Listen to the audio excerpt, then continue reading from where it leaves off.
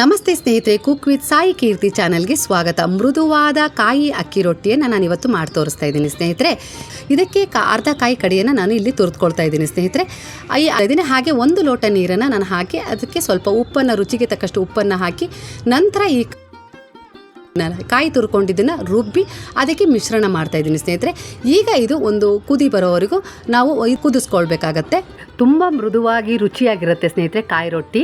ಬರೀ ಅಕ್ಕಿ ಹಿಟ್ಟಿಂದ ರೊಟ್ಟಿ ಮಾಡ್ಕೊಳ್ಳೋದು ಬದಲು ಒಂದು ಅರ್ಧ ಕಾಯಿ ಕಡಿ ಹಾಕಿ ರೊಟ್ಟಿ ಮಾಡಿಕೊಂಡ್ರೆ ಭಾಳ ರುಚಿಯಾಗೂ ಬರುತ್ತೆ. ನೀರಲ್ಲಿ ಕಾಯಿ ರಸ ತುಂಬ ಚೆನ್ನಾಗಿ ಬಿಟ್ಕೊಳ್ಳುತ್ತೆ. ನಂತರ ನಿಮಗೆ ಎಷ್ಟು ಪ್ರಮಾಣದಲ್ಲಿ ರೊಟ್ಟಿ ಬೇಕು ಅಂತ ಹೇಳಿ ಏನು ಒಂದು ಅಂದಾಜಲ್ಲಿ ರೊಟ್ಟಿ ಮಾಡ್ಕೊಳ್ತೀರಲ್ಲ, ಅದ್ರ ಪ್ರಕಾರವಾಗಿ ನೀವು ಹಿಟ್ಟನ್ನು ತೊಗೊಳ್ಬೇಕಾಗುತ್ತೆ. ನಾನಿಲ್ಲಿ 1.5 ಬಟ್ಟಲು ಹಿಟ್ಟನ್ನು ತೊಗೊಳ್ತಾ ಇದ್ದೀನಿ ಸ್ನೇಹಿತರೆ. ನಂತರ ಅದನ್ನು ಚೆನ್ನಾಗಿ ನೀವು ಕೈ ಆಡ್ಕೊಳ್ಬೇಕು. ಸ್ವಲ್ಪ ನೀವು ಗ್ಯಾಸ್ ಉರಿನ ಕಡಿಮೆ ಮಾಡಿಕೊಂಡು ಹಿಟ್ಟನ್ನು ಅರಳಿಸ್ಕೊಳ್ರಿ. ಆಗ ಹಿಟ್ಟಿನ ಹದ ಚೆನ್ನಾಗಿ ಬರುತ್ತೆ. ರೊಟ್ಟಿ ಯಾವುದೇ ಕಾರಣಕ್ಕೂ ಹರಿಯೋದಿಲ್ಲ. ಹಿಟ್ಟು ಅರ್ಧ ಬರ್ಧ ನಾವು ಹಿಟ್ಟನ್ನು ನಾವು ಅರಳಿಸ್ಕೊಳ್ಳಿಲ್ಲ ಅಂದರೆ ಏನಾಗುತ್ತೆ ಅಂದರೆ ರೊಟ್ಟಿ ಪದೇ ಪದೇ ಹರಿಯುತ್ತೆ, ಜಿಗುಟಿನ ಅಂಶ ಇರೋದೇ ಇಲ್ಲ. ಹಾಗಾಗಿ ನಾನಿಲ್ಲಿ ಒಲೆಯಲ್ಲಿ ಮಾಡ್ತಾ ಇರೋದ್ರಿಂದ ನಾನು ಬೆಂಕಿಯನ್ನು ಪೂರ್ಣವಾಗಿ ಹಿರಿದು ಕೆಂಡದಲ್ಲಿ ಇದನ್ನು ಹಿಟ್ಟನ್ನು ಅರಳಿಸ್ಕೊಂಡಿದ್ದೀನಿ. ನಂತರ ಅದನ್ನು ನೀವು ಒಂದು ಮಣೆ ಮೇಲಾಗಿರ್ಬೋದು, ಇಲ್ಲ ಒಂದು ರೊಟ್ಟಿ ಮಾಡೋಕೊಂಡ್ವಿ ಅಂತ ಇರುತ್ತಲ್ಲ ಅದರಲ್ಲಿ ಹಾಕ್ಕೊಂಡು ಸ್ವಲ್ಪ ನೀರನ್ನು ಚುಮುಕ್ಸ್ಕೊಂಡು ನೀವು ನಾದ್ಕೋಬೇಕಾಗತ್ತೆ. ನಾದಬೇಕಾದ್ರೆ ತುಂಬ ಬಿಸಿ ಇರೋದ್ರಿಂದ ಕೈ ಹಾಕೋಕ್ಕೆ ಆಗಲ್ಲ. ಆದರೆ ಬಿಸಿ ಇದೆ ನಾದೋದ್ರಿಂದ ತುಂಬ ಚೆನ್ನಾಗಾಗತ್ತೆ. ಹಿಟ್ಟು ಭಾಳ ಮೃದು ಆಗೋದ್ರ ಜೊತೆಗೆ ಬಿಸಿಯಾಗಿ ನಾವು ಹಿಟ್ಟನ್ನು ನಾದ್ಕೊಂಡು ಉಂಡೆಯನ್ನು ಮಾಡಿಕೊಂಡು ಆ ಬಿಸಿಯಾದ ಹಿಟ್ಟನ್ನೇ ನಾವು ರೊಟ್ಟಿಯಾಗಿ ಉದ್ದೋದ್ರಿಂದ ರೊಟ್ಟಿ ತುಂಬ ಚೆನ್ನಾಗಿ ಬರ್ತವೆ, ಹರಿಯೋದಿಲ್ಲ. ಯಾವುದೇ ಕಾರಣಕ್ಕೂ ಅಂಚು ಕೂಡ ಒಡೆಯೋದಿಲ್ಲ. ಯಾವುದೇ ರೀತಿ ನೀವು ಅಂಚು ಒಡೆಯುತ್ತೆ ಅಂತೇಳಿ ಯೋಚಿಸುವ ಅಗತ್ಯವೇ ಇರೋದಿಲ್ಲ. ಹಾಗೆ ಮತ್ತೆ ಹಿಟ್ಟನ್ನು ನೀವು ನಾದಿದ ಮೇಲೆ ಒಂದು ಪಾತ್ರೆಯಲ್ಲಿ ಮುಚ್ಚಿಡಬೇಕು. ಆ ಹಿಟ್ಟು ಬಿಸಿಯಾಗೇ ಇರಬೇಕು. ಹಾಗಾದರೆ ರೊಟ್ಟಿ ಅಂಚು ಹೊಡೆಯುತ್ತೆ. ಹಾಗಾಗಿ ಬಿಸಿ ಹಿಟ್ಟನ್ನು ನೀವು ಒಂದು ಪಾತ್ರೆಯಲ್ಲಿ ಮುಚ್ಚಿಟ್ಕೊಂಡು ಅದನ್ನು ಸ್ವಲ್ಪ ತಗೊಂಡು ಅದನ್ನು ಮಣೆ ಮೇಲೆ ಹಾಕ್ಕೊಂಡು ಸ್ವಲ್ಪ ಕೈಯಲ್ಲಿ ಹಿಚ್ಚಿಗೆ ನಾದ್ಕೊಂಡು ನಂತರ ರೊಟ್ಟಿಯನ್ನು ಉದ್ದಿದಾಗ ರೊಟ್ಟಿಯ ಅಂಚು ಕೂಡ ಒಡೆಯೋದಿಲ್ಲ, ರೊಟ್ಟಿಯೂ ಹರಿಯೋದಿಲ್ಲ, ಬಹಳ ಚೆನ್ನಾಗಿ ಬರುತ್ತೆ.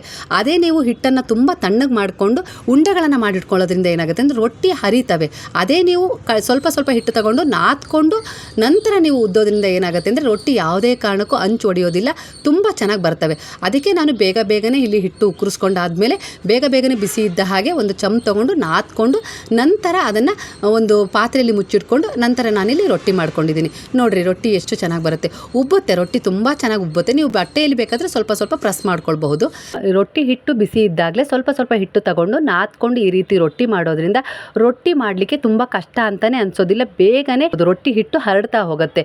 ಅದೇ ತಣ್ಣಗಾದ್ಮೇಲೆ ನಾವು ಜಾಸ್ತಿ ಪ್ರೆಸ್ ಮಾಡಬೇಕಾಗತ್ತೆ. ಈ ರೀತಿ ಮೆಥಡ್ ಅನುಸರಿಸಿ ನೀವು ರೊಟ್ಟಿ ಮಾಡ್ಕೊಂಡಾಗ ನಿಮಗೆ ರೊಟ್ಟಿ ಮಾಡ್ಕೊಳ್ಳೋದು ತುಂಬ ಕಷ್ಟ ಅಂತಲೇ ಅನಿಸೋದಿಲ್ಲ. ದಿನನಿತ್ಯ ಬೇಕಾದರೆ ನೀವು ಆರಾಮಾಗಿ ರೊಟ್ಟಿಯನ್ನು ಮಾಡ್ಕೊಳ್ಬಹುದು ಸ್ನೇಹಿತರೆ.